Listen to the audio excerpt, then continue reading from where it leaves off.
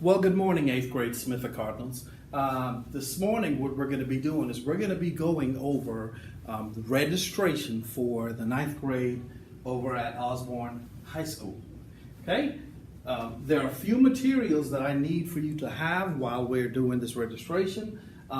First off, you're going to have your 2019-2020 freshman registration handbook. Your teachers are going to give these out. You're going to also get your 9th grade registration form. That's a document that your teachers are also going to give out to you. Those forms, you need to be very careful with those. Don't put any stray marks on those forms. They're going to have to come back to us, and they're going to go to Osborne High School. So I don't want you, while you're using them this morning, not to put any stray marks on those, because those are your actual registration forms that we're going to be that Osborne High School is going to be using to register you with. Also, if you are not planning to attend Osborne High School, you are still required to participate in this exercise, simply because the form that you fill out will go to your next high school, the forwarding high school. They're going to contact Smith Middle and ask for your registration material, and we're going to send to them that registration information or what classes you're going to be taking at the 9th grade. So you still have to participate in this even though you're not going to be attending Osborne High School. I'm going to give you some time to get that material from your teachers. Okay, let's continue. All right, first off, at the high school level, there is what is known as block scheduling. Block scheduling. Now, with the block schedule, the classes consist of, you take 8 classes for the entire year, okay? And so in the fall, you'll be taking 4. In the fall, or the fall semester, you'll be taking 4 classes. A typical block schedule would look like this. You'll be taking, say, 9th grade Lit Comp, the Health PE requirement, an elective business and intro tech, and your science class, biology. And in the spring semester, you'll take another 4 classes. Let's say Algebra 1, another elective, General Health PE or General PE, and World Geography. So it's called a block schedule. You take 4 classes in the fall semester and 4 classes in the spring. Usually lunch is between 3rd block, and homeroom is generally between 1st and 2nd block as needed. Okay? So that's what the block scheduling looks like. At the high school level, students earn what are called credits or units. Students earn credits by successfully completing courses. In order to graduate, a student in the state of Georgia and Cobb County must earn at least 23 credits. So you have to have 23 credits or units in order to graduate.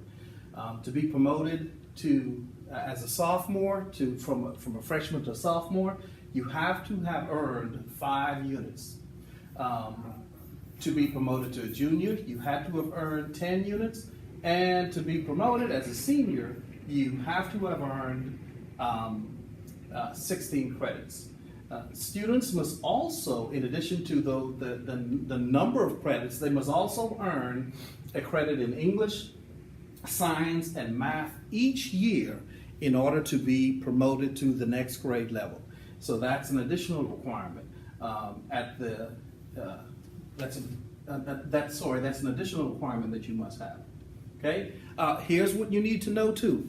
At the high school is a policy that is in place, an extracurricular activity policy. So if you're not passing your classes, you're not going to be eligible to play sports. If you're a basketball player or a football player or a volleyball player, if you're not passing classes, then you're not going to be eligible to play. That's also a Georgia High School Association rule for you athletes. You're going to learn a lot more about what the Georgia High School Association is. So it's no pass, no play. Okay? This is what typical diploma track looks like in the state of Georgia. I think this is in your booklet. Again, you have to have 23 units in order to graduate. 4 units of English, 4 units of math, 4 units of science, 4 units of social studies, 3 units from any of the career pathways, health, I'll come back to this, health and physical PE. Again, and this is something new that you need to know. You can, PE and health is one class, it's 1 unit, and you get a half unit for health and a half unit for personal fitness. If you are a JROTC student, a junior reserve officer training student, if you are one of those students who are considering the military, or you just want to be a part of JROTC and you've taken 3 units in JROTC, you can earn, you will not have to take, or you will not have to take that health and physical education unit. So they will waive that for you if you've taken those 3 units of JROTC. And in addition to 4 units of electives to total 23 of what is required. And I'll say it now, foreign language is not required, like we're right here, foreign language is not required in the state of Georgia to graduate from high school. But if you plan to go to a 4-year college, it is required. You will have to take at least 2 units of the same foreign language or Latin in order to get gain entrance into college. And the University of Georgia system, it's a definite requirement that you would have to take 2 units of a foreign language, the same foreign language, in order to matriculate into any of the University of Georgia system schools. That's like Georgia Southern, University of Georgia, Georgia State, any of those schools that are associated with the state, you would have to take the units of foreign language. Okay, grade point average. I know we don't talk a lot about grade point average here, but grade point average is required when it's adhered to pretty stringently, strictly at the high school level. Okay,